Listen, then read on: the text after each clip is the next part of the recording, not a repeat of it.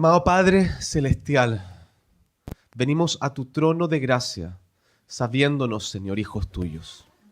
Sabiendo, Dios, que cuando entramos frente a tu presencia, tú estás presto para oírnos, Señor. Tú te alegras en vernos, Señor. Y que nosotros podemos entonces, con toda confianza, con toda osadía, traer nuestras peticiones delante de ti.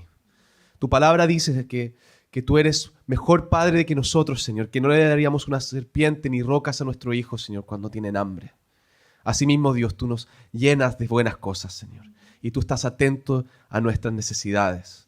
Tú conoces lo que nuestros corazones necesitan, y con esta confianza, Dios, queremos venir a orar a ti ahora, Dios. En primer lugar, Señor, te queremos dar gloria a ti, porque tú nos has salvado por medio de Jesucristo, Señor, y porque tenemos vida eterna. Y queremos levantar a ti, Señor, los necesitados de en medio nuestro. Aquellos, Señor, que tengan necesidades financieras, aquellos que tengan crisis familiares, aquellos, Señor, que tengan problemas laborales. Pedimos, Dios, que tú estés trayendo consuelo y estés trayendo también, Señor, la confianza de que tú estás guiando todas las cosas por medio de tu santa providencia. Oramos también, Señor, por esta iglesia, por Cristo mi Salvador. Damos gracias por este espacio que tú has provisto, Señor, con tanta gracia durante estos años. Y te pedimos, Señor, para esta iglesia, ahora que va a estar en este proceso de construcción, Señor, y se va a congregar en un nuevo espacio, para que este tiempo también, Señor, de espera, sea un tiempo en que ellos aprendan a esperar en ti. Que esta iglesia, Señor, no sea desanimada, sino por el contrario, sea animada, Dios, por lo que tú estás haciendo en medio de ellos. Pedimos por la construcción de este espacio en Zapallar también, Señor, porque sabemos, Dios, que esto también proviene de tu mano, Señor. Pedimos que este sea un espacio donde tu nombre sea proclamado, que sea utilizado para que las personas conozcan a Cristo el Salvador, para que Curicó, Señor, y este sector, Señor, sea impactado por el Evangelio. Y también, Señor, pedimos por el avance de tu reino, Dios, en nuestro país y en el mundo, para que aquellos que no te conocen, Señor, aquellos que caminan en oscuridad, que ellos vean el Evangelio de Jesucristo. Y pido también, Señor, por los creyentes, Señor, que están en las iglesias, en especial de nuestra denominación, Iglesia Presbiteriana de América Chile, que están en este momento, Señor, adorándote, predicando el Evangelio, para que tú animes a los ministros, para que animes a las congregaciones a ser fieles a ti en todo, a permanecer firmes, Señor, en la fe y en las verdades de Jesucristo. Oramos, y también, en última instancia, oramos ahora, Señor, por la predicación de tu palabra. Pido, Señor, que cada palabra que salga de mi boca no sea mía, Señor, sino que sea tuya, que sean las voces del gran pastor Jesucristo. Y pido que también estés con los corazones de cada uno de los que está aquí, Dios. Que tu Espíritu Santo les esté hablando, les esté trayendo convicción de pecado donde sea necesario, les esté trayendo el consuelo del Evangelio a quienes lo necesitan, Señor. Que ellos puedan, por medio de esta palabra, salir aquí desafiados y animados en el Jesucristo. Y pedimos, Dios, que sobre todo la gloria sea dada a ti, Señor. Oramos esto en el nombre del Padre, y del Hijo, y del Espíritu Santo. Amén. Bueno, hermanos, he estado un par de veces, pero yo soy Francisco Contese, soy hermano de Felipe. Si es que no habían conectado todavía los puntos, soy pastor. Por ahora estoy sirviendo en Cristo mi Pastor, que es la iglesia madre de Cristo mi Salvador, y ya también preparando una plantación de iglesia en la dehesa, que se va a llamar Iglesia Presbiteriana La Vid. Así que les ruego desde ya que encarecidamente vamos a comenzar en agosto, lo más probable. Ya tenemos un espacio, todo, y les pido que estén en oración por nosotros para que Dios nos ayude a traer el Evangelio a ese lugar que tanto lo necesita. Pero vamos a la palabra del Señor. Abran sus Biblias ahora en 2 de Tesalonicenses capítulo 2, versículos del 13 al 17. Tengo que confesar que yo estoy usando la Reina Valera 1960. Se me había olvidado que acá ocupan 2015, pero es casi igual. Así que no se preocupen si hay alguna... Las únicas diferencias van a ser en el lenguaje más antiguo. 2 Tesalonicenses 2, está ahí, qué bueno. Capítulo 2, versículos del 13 al 17. Quiero ajustarme aquí un segundo, ahí queda mejor. Entonces, leamos la palabra de Dios. Pero nosotros debemos dar siempre gracias a Dios respecto a vosotros, hermanos amados por el Señor, de que Dios os haya escogido desde el principio para salvación, mediante la santificación por el Espíritu y la fe en la verdad, a lo cual os llamó mediante nuestro Evangelio, para alcanzar la gloria de nuestro Señor Jesucristo. Así que, hermanos, estad firmes y retened la doctrina que habéis aprendido, sea por palabra o por carta nuestra. Y el mismo Jesucristo, Señor nuestro, y Dios nuestro Padre, el cual nos amó y nos dio consolación eterna y buena esperanza por gracia, conforte vuestros corazones y os confirme en toda buena palabra y obra. Esta es la palabra del Señor. Hermanos, ¿alguno de ustedes alguna vez ha estado viendo, a mí me gusta el fútbol, ha estado viendo un partido de fútbol de su equipo favorito? Su equipo de fútbol está jugando bien, está atacando en el partido. Supongamos que es Colo-Colo porque es el único equipo que importa. Entonces Colo-Colo está ganando contra la U, va ganando. La U mete el empate. Los jugadores habían prometido que iban a ganar. Y estamos llegando al minuto 88, 89. Y el equipo ataca, pero la pelota toca el palo. El arquero ataja todo, la pelota sale por nada. Y no hay gol, no hay gol, no hay gol. ¿No empiezan ustedes a desesperarse, a darse cuenta que el tiempo se acaba, a darse cuenta que esto va a terminar en empate y ya no quiero saber más de esto? Quizás con la selección hubiese sido un poco más irénico. Pero nos suele pasar a nosotros que cuando no vemos los resultados empezamos a tambalear, ¿o no? Quizás les pasa también en el ámbito laboral, que las cosas están difíciles y los números no dan y avanzan y siguen trabajando y no da y pierden toda esperanza. Quizás les pasa también en el ámbito familiar, que tienen algún conflicto, ya sea matrimonial, con alguno de sus hijos, con algún hermano, y el conflicto sigue, intentan hablarlo, intentan resolverse, pasan los años y empezamos a tambalear, empezamos a perder la esperanza. Sí. ¿No les pasa también a ustedes con las promesas del Señor? ¿No les pasa también a ustedes cuando ustedes caminan por la vida y ven que la vida es difícil y está lleno de sufrimientos y obstáculos? Y Cristo, han pasado 2000 años y Cristo todavía no vuelve, todavía no llega. ¿Cuándo, Señor? ¿No empiezan ustedes a tambalear? ¿A ser tentados a abandonar todo? ¿A ser tentados a ir al mundo y comer y beber porque mañana moriremos? ¿A desconfiar de las promesas de Dios? Hermanos, esta era la gran preocupación que tenía la iglesia en Tesalónica. La iglesia en Tesalónica estaba dudando de las promesas de Dios y estaba buscando adelantarse. No, el Señor tiene que venir ahora, tiene que venir mañana, si no, sus promesas no son ciertas. Y quiero que vuelvan al versículo 1, al capítulo 2, versículo 1, y vean un poco el contexto en el cual Pablo está hablando y cuál es el contexto de esta discusión. Y dice así, voy a leer el versículo 1 y 2. Pero con respecto a la venida de nuestro Señor Jesucristo y nuestra reunión con Él, os rogamos, hermanos, que no os dejéis mover fácilmente de vuestro modo de pensar, ni os conturbéis ni por espíritu, ni por palabra, ni por carta como si fuera nuestra, en el sentido de que el día del Señor está cerca. Existía una ansiedad. Ustedes pueden imaginarse. Jesús había muerto, la iglesia estaba siendo perseguida y dispersada. Y Jesús decía, yo voy a volver. Y estaban ahí. ¿Cuándo va a volver? ¿Llega mañana? Probablemente habían falsos maestros que estaban diciendo, Jesús viene mañana, poniendo fecha, y lo hemos visto también en nuestra época. Pero esta ansiedad muchas veces nos toma a nosotros. Y hoy día vamos a hablar de una gran cosa.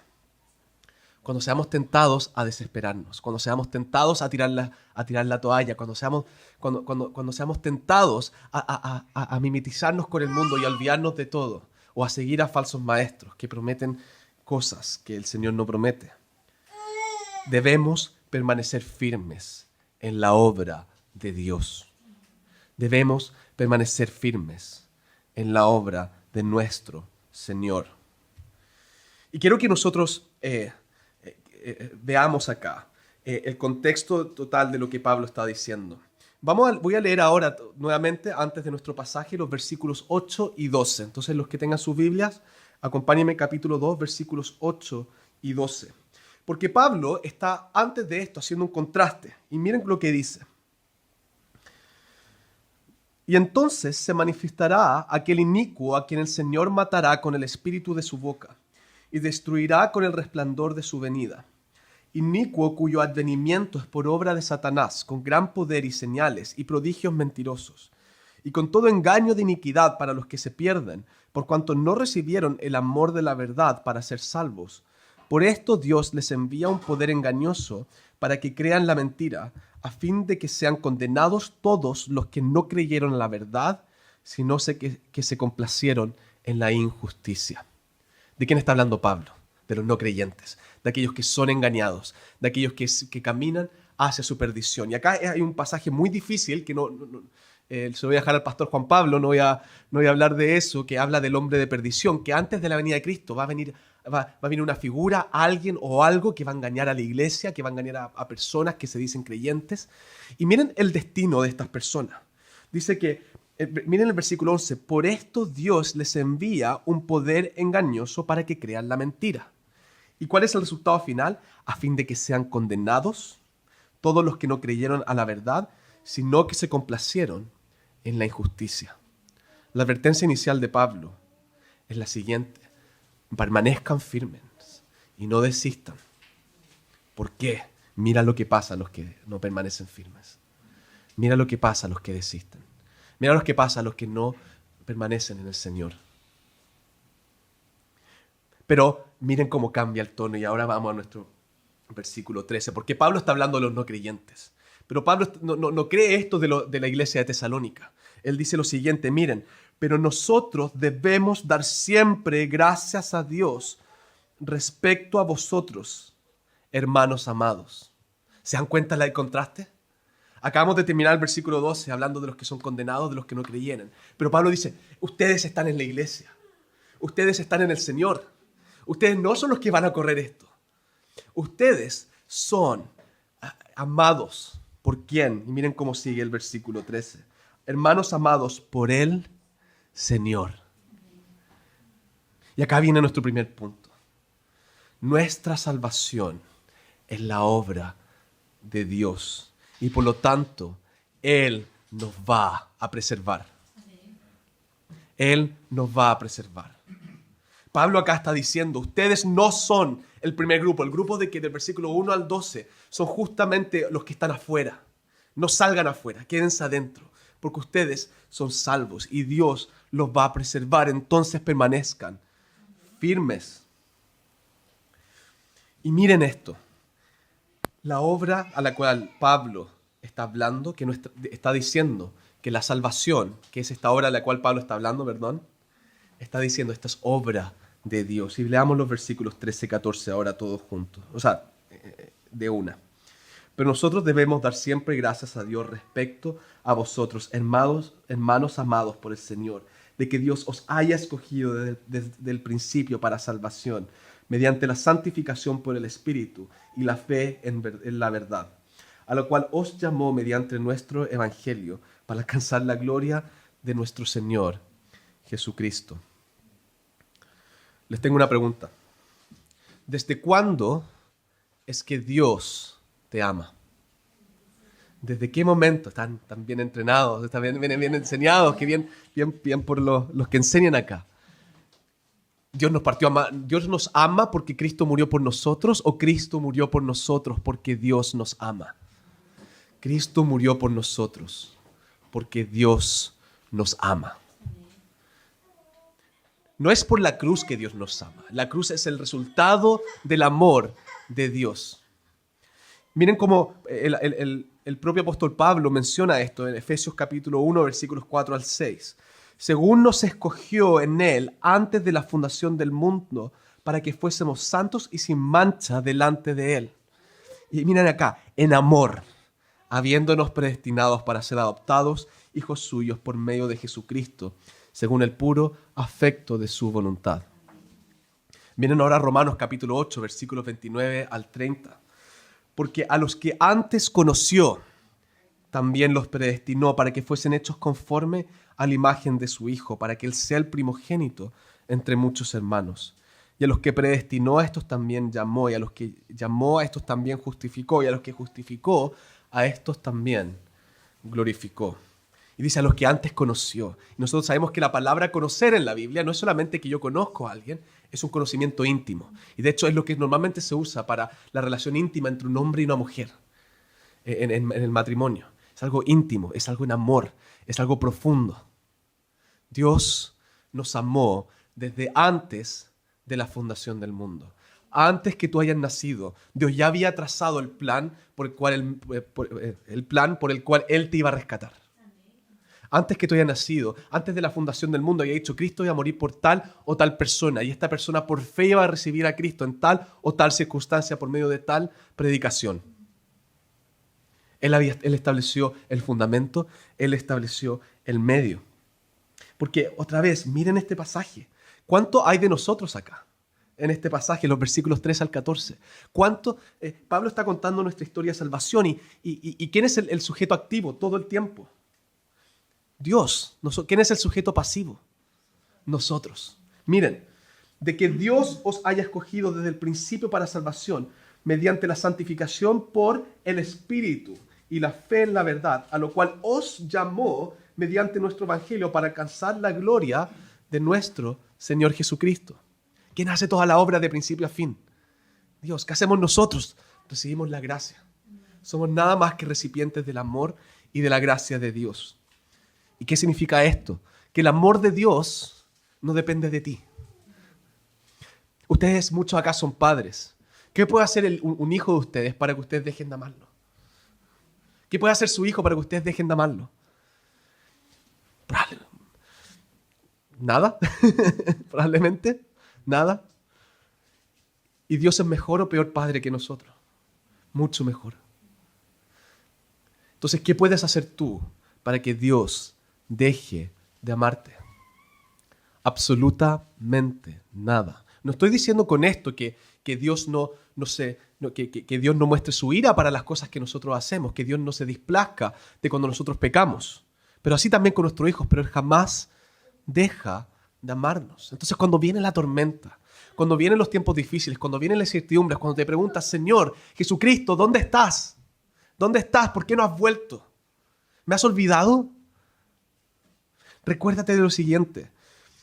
Tu salvación, tu compra por medio de la sangre de Cristo fue hecha 100% por el Dios Trino. 100%. Y Él te ama tanto y de manera tan fuerte que dio a su Hijo para que muriera por ti. ¿Tú crees que Dios te va a olvidar? ¿Tú crees que Dios se ha olvidado? ¿Tú crees que se ha olvidado de sus promesas? ¿Un Dios que no cambia? Si tú no participaste en ninguna de estos pasos de salvación, ¿acaso tú crees que hay algo en las circunstancias, en el mundo, en las tormentas que pueda separarte del amor de Dios? Cuando fue Dios el que dio todo y pagó el alto precio por tu salvación. Nada. Y por lo mismo, la promesa de Dios es cierta. Que Dios te va a preservar hasta el fin, porque tú eres un bien preciado. Piensa en quizás el bien más hermoso que más te gusta. Puede ser quizás tu teléfono. Si te pierde el teléfono, ¿qué haces? Busca por todos lados. Supongamos que se te pierde un hijo ahora. ¿Hasta dónde vas a detenerte para ir a encontrar a tu hijo? Asimismo, Dios no te va a perder a ti. Dios te va a cuidar y tú no puedes salir de su mano. ¿Y cómo es que Dios nos salva? Por medio del Evangelio. Miren el versículo 14, a lo cual os llamó mediante nuestro Evangelio para alcanzar la gloria de nuestro Señor Jesucristo. ¿Y cuál es el Evangelio? Que Jesucristo murió en la cruz por el pecador. Ninguno de ustedes se convirtió sin Jesucristo.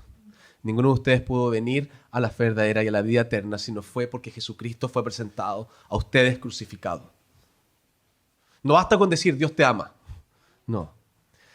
Dios te ama a tal punto que dio a su Hijo por ti. Y por eso es que nosotros tenemos que meditar en el Evangelio.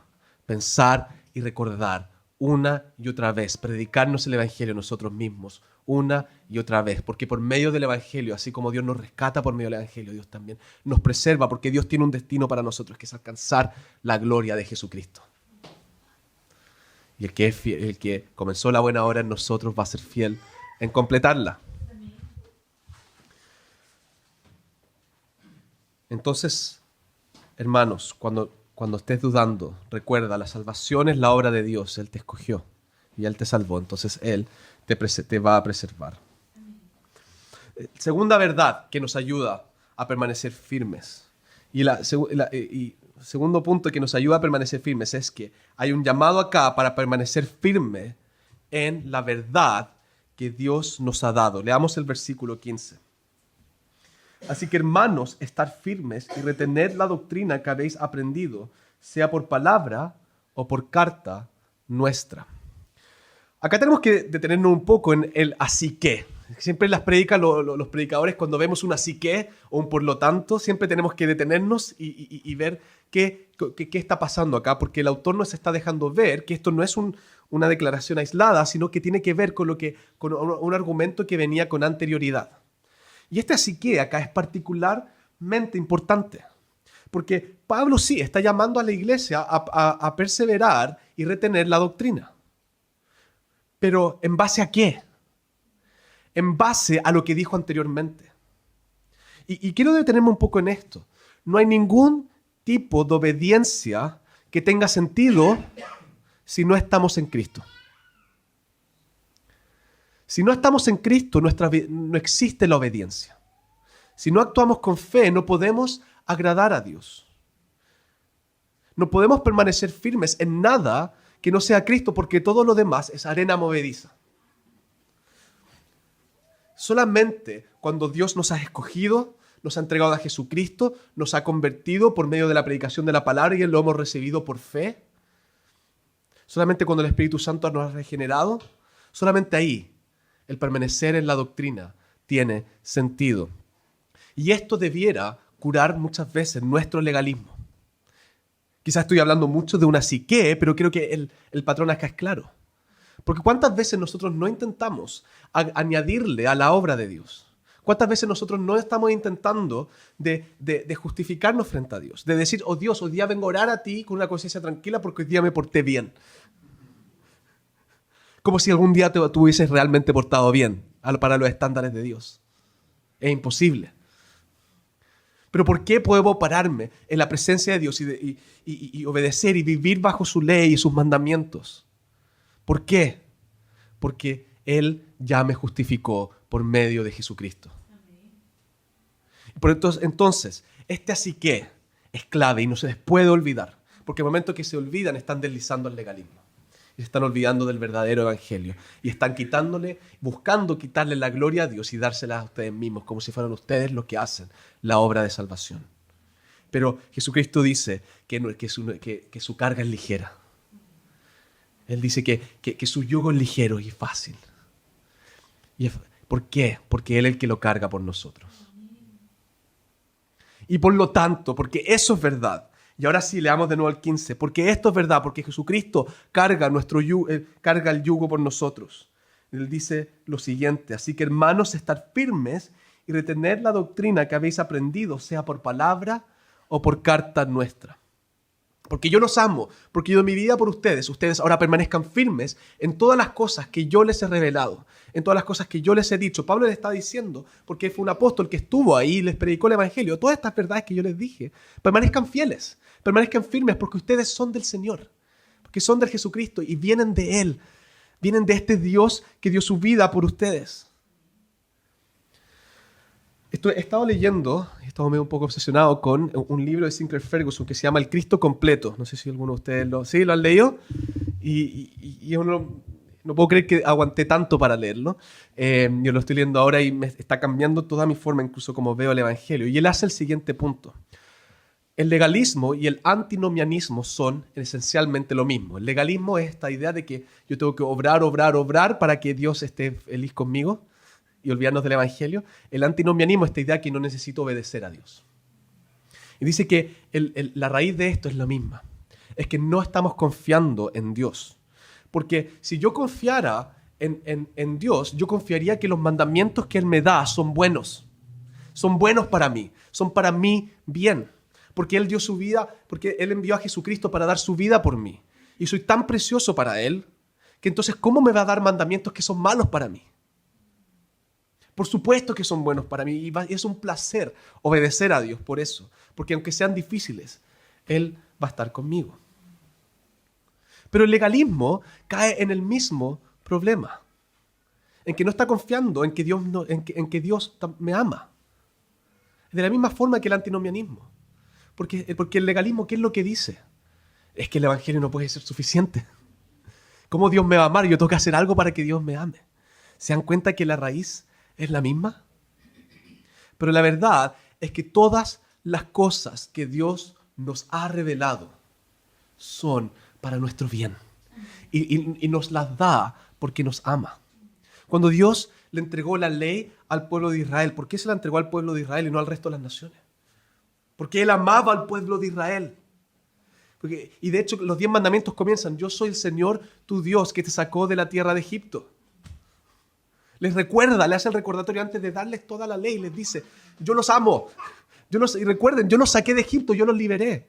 Y a nosotros nos dice: yo envié a mi hijo y los liberé del pecado. La ley es buena. Las doctrinas del Señor son buenas. Todas las verdades que Dios nos revela son buenas y debemos perseverar y permanecer en ellas.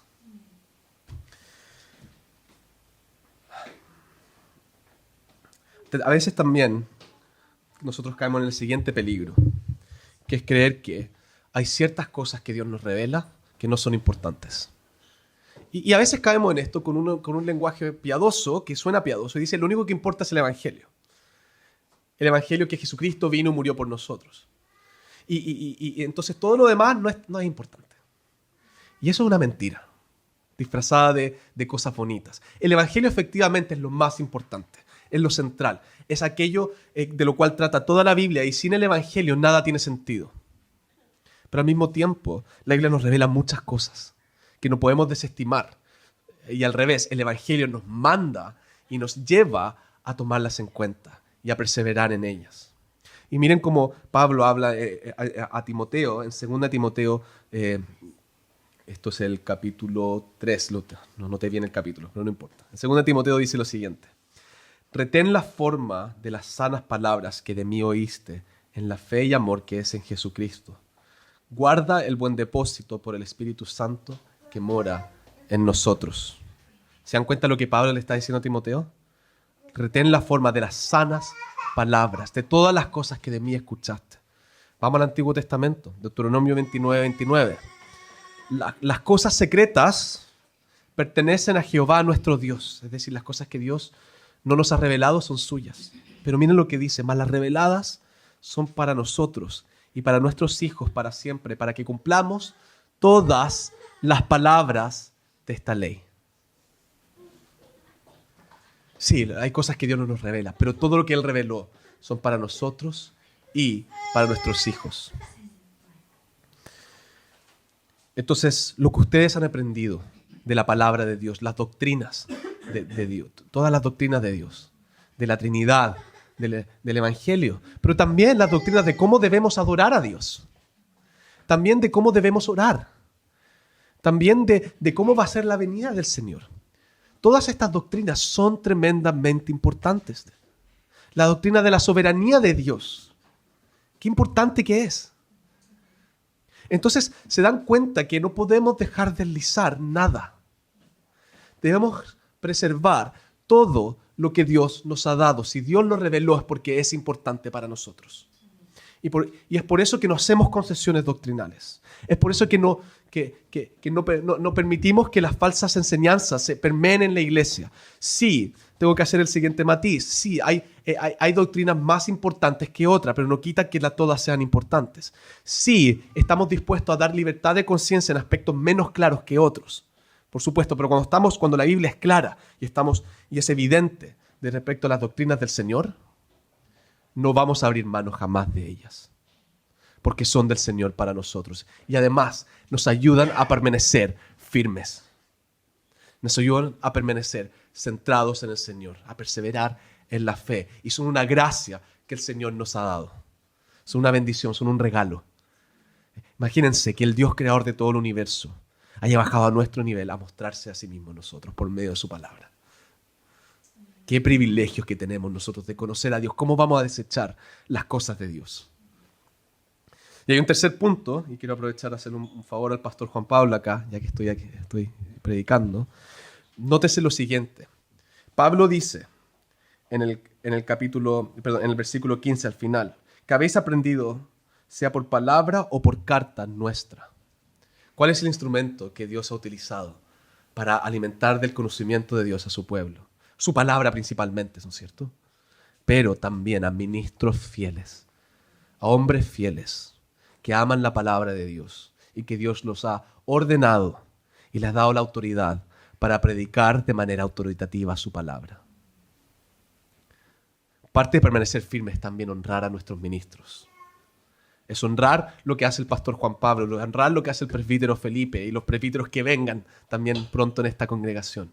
Es honrarlos, orar por ellos, dar gracias a Dios por ellos, someternos a su autoridad y a la enseñanza porque viene directamente de Jesucristo. ¿Están dando gracias al Señor por el pastor que ustedes tienen? ¡Qué bueno! ¡Qué bueno! ¿Están orando por él? Oren por él.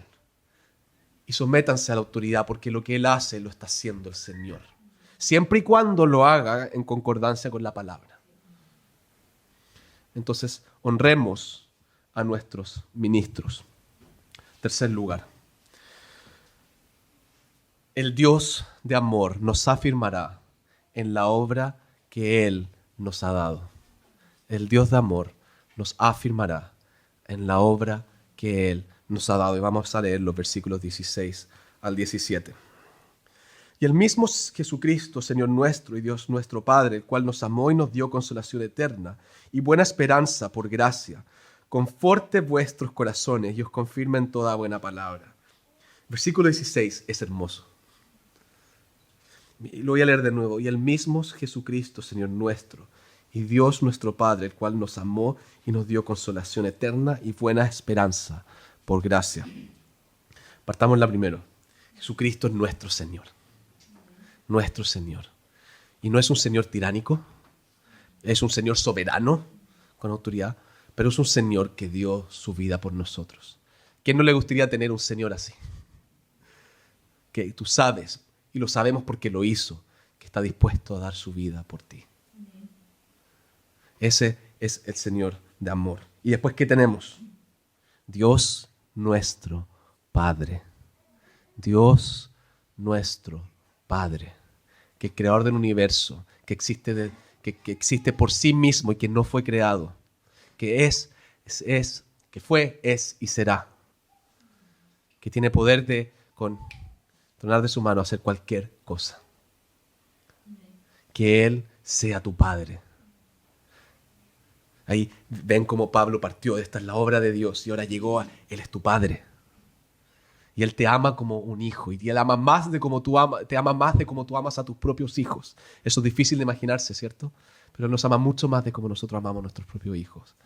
Él va a ser quien que nos amó y nos dio consolación eterna y buena esperanza. Conforte vuestros corazones y os confirme en toda buena obra. Es este Padre de amor quien va a estar confirmando toda nuestra buena obra. ¿Alguna vez han estado preocupados por la iglesia? La iglesia está mal. La iglesia no tiene futuro. ¿Qué va a pasar, Señor, mañana? A veces nosotros podemos salir de una reunión de presbiterio y decir, está todo mal. Y vemos, y a veces quizás miramos el mundo, que el mundo está atacando a la iglesia va a desaparecer o se va a empezar a invadir, el mundo va a empezar a invadir a la iglesia. Y a veces nos preocupamos y nos angustiamos. Pero ¿cuál es la promesa de Jesucristo? Él dice que las puertas del Hades jamás prevalecerán en contra de su iglesia, porque Él es quien la edifica. Es el Señor Jesucristo quien está liderando a su iglesia. La iglesia no depende de ti. Yo sé que es fuerte, pero la iglesia no depende de ti. El avance del reino no depende de nosotros. El Señor nos usa y somos instrumentos, y es un privilegio ser instrumentos en las manos de Dios para avanzar el reino. Pero no depende de ti. La iglesia ha estado de pie desde Génesis, pero desde hace 2000 años, y es el Señor Jesucristo el que la ha estado preservando. ¿Han entrado corrupciones? Sí. ¿Han entrado problemas? Sí, pero siempre hay una iglesia. Y siempre va a haber una iglesia en la tierra. ¿Por qué? Porque Jesús es el Señor de la iglesia.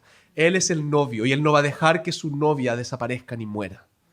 Él es el que tiene el plan hacia adelante de hacia dónde va la iglesia. Y es por medio de su Espíritu Santo, ni siquiera somos nosotros, es por medio de su Espíritu Santo, que trabajando en nosotros, que Él avanza a su iglesia. Pero es el Espíritu Santo, no nosotros. Entonces, ¿quién nos va a confirmar, quién nos va a establecer en la obra y en la misión que tiene la iglesia? Jesús, Dios, el Padre, el Espíritu Santo. Dios Trino, trabajando las tres personas de la Trinidad en conjunto, trabajando para avanzar a la iglesia. ¿Por qué? Porque Jesucristo es nuestro Señor y dio su vida por nosotros y porque Dios, nuestro Padre, nos ama. Y Él va a hacer avanzar a la iglesia y Él va a traer todo el confort, todo el consuelo que necesitamos. Y el consuelo es el siguiente. Jesucristo va a venir.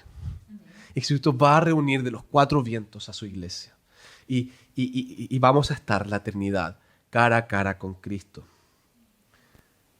Entonces, el llamado acá es que tú te afirmes a ti mismo, que nosotros nos afirmemos a nosotros mismos. El llamado es a confiar y permanecer firmes en que Dios nos está afirmando y que Dios nos está preservando. Y Dios nos va a preservar al final porque Él nos ama y Jesucristo murió por nosotros. Amén.